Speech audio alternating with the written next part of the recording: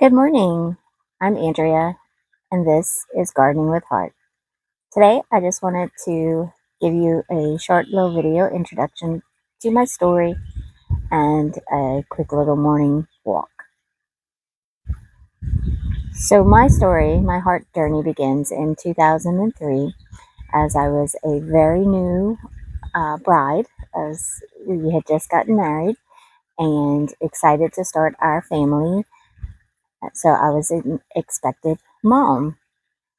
My whole life, I could not wait to just be that, a mom and a wife and raise a family. So I was ecstatic when we were expecting. And shortly after finding out that I was expecting, um, I began having trouble. Pregnancy induced cardiomyopathy was very unheard of in the early 2000s, and I did not get diagnosed with cardiomyopathy until after my son was born.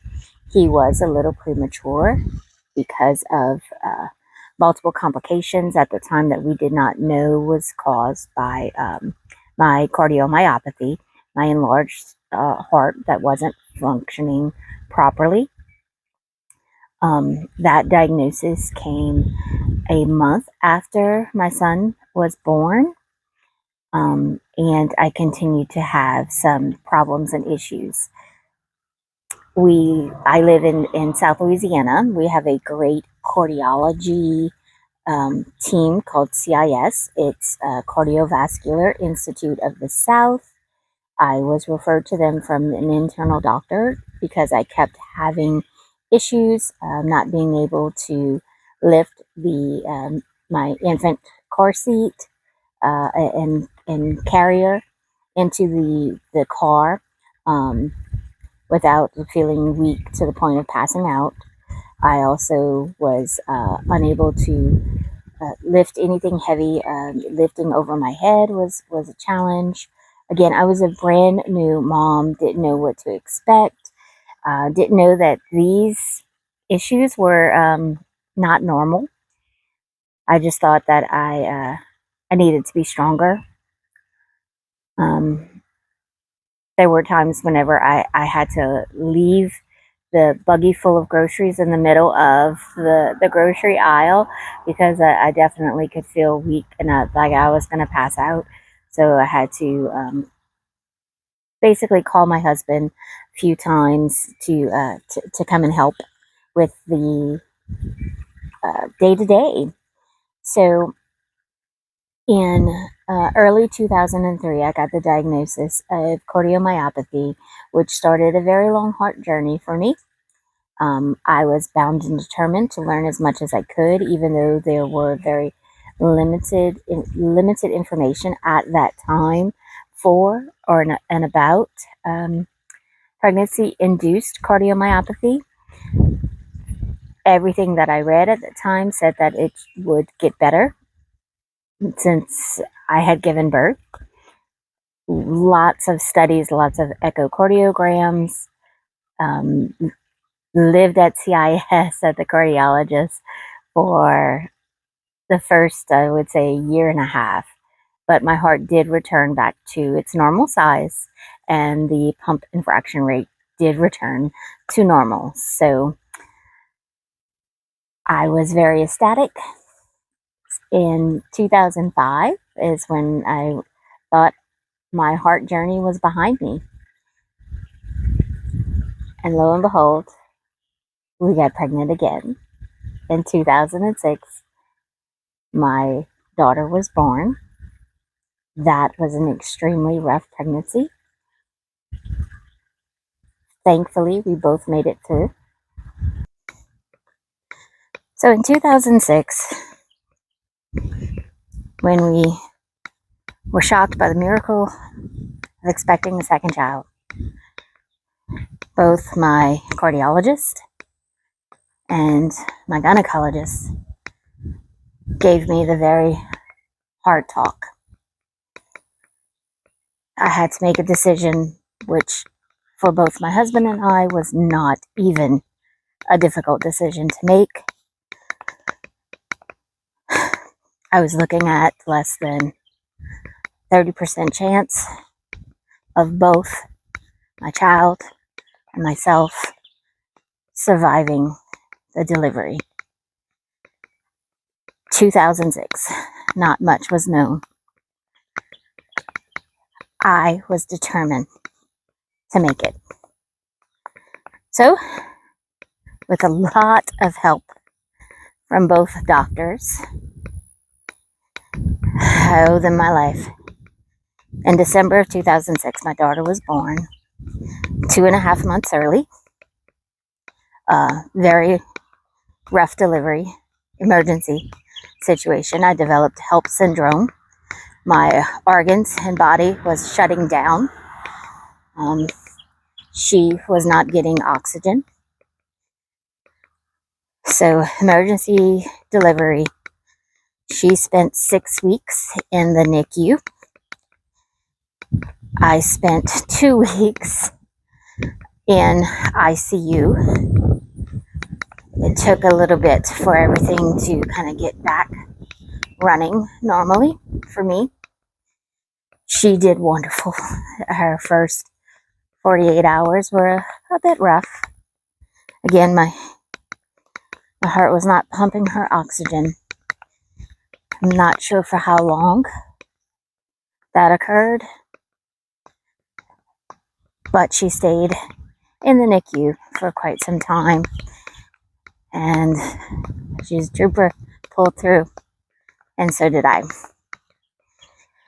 My heart was doing horrible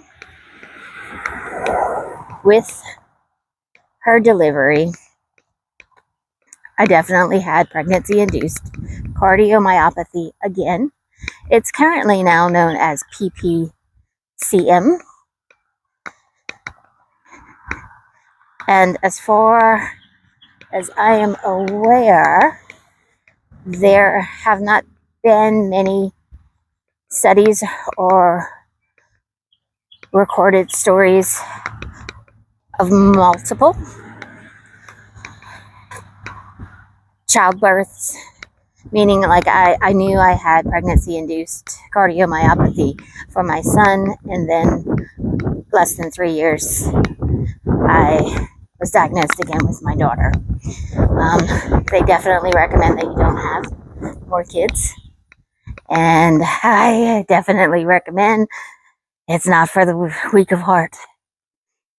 But we're here by the grace of God. My heart stayed enlarged for quite some time after my daughter was born.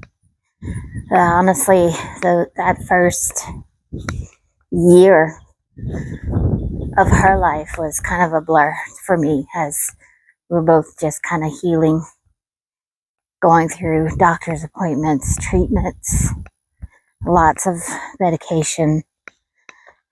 My heart stayed enlarged for 2 to 3 years after she was born, but it did go back to its normal functioning size.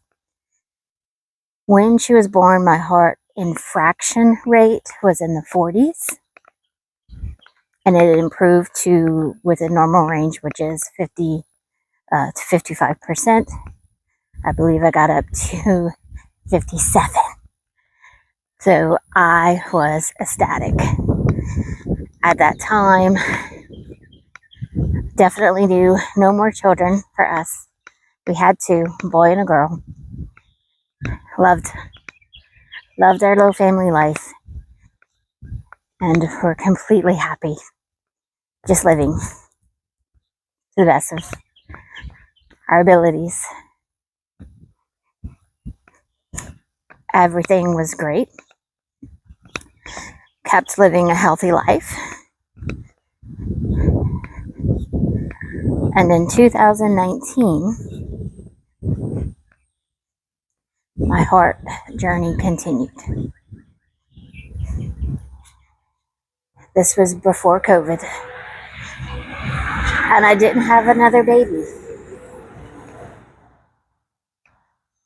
But wow, did I go through the ringer.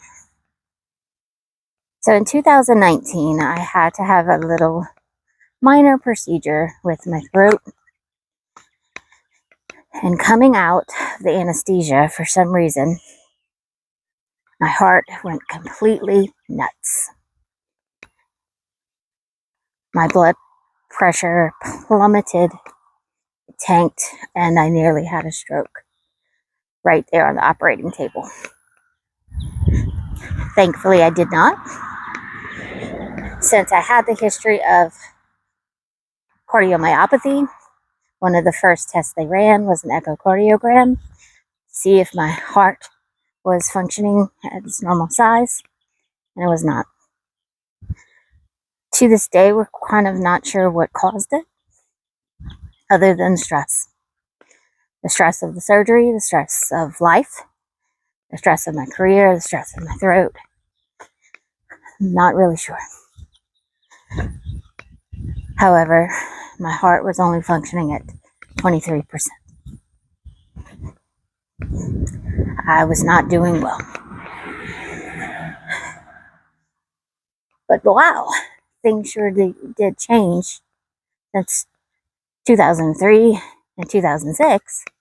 So in 2019, there's a lot more information available. I was definitely put on medication. They changed up medication. I had been on medication ever since 2003 for heart failure and heart function, but they changed it up. I did go home in a life vest for about 2 months. I stayed in the life vest.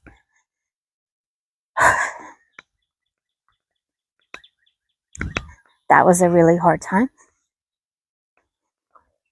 especially whenever you're a wife and a mom. But we got through it.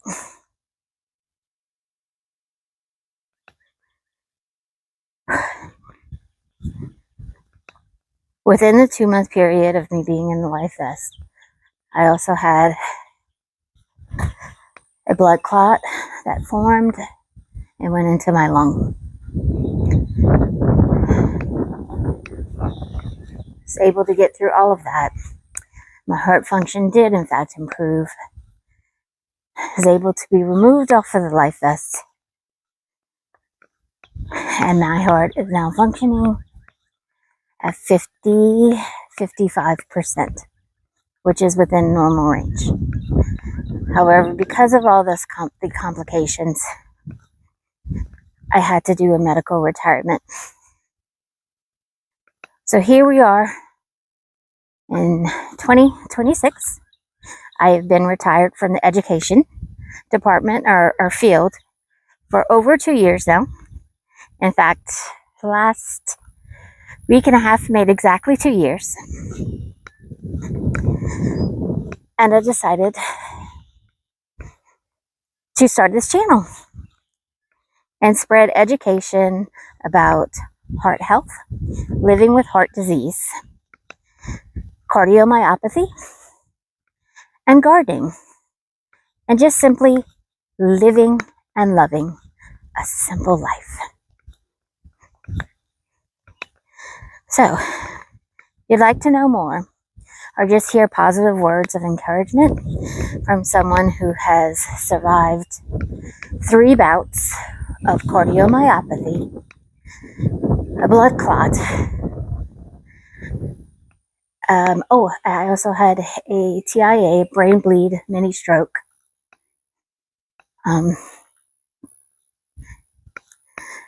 Lots of complications and setbacks, but I'm still here. I'm walking, I'm loving, I'm learning. And this is Gardening with Heart. So join me each week for a short little video and tips on what it's like to live with heart disease. Thanks for joining me.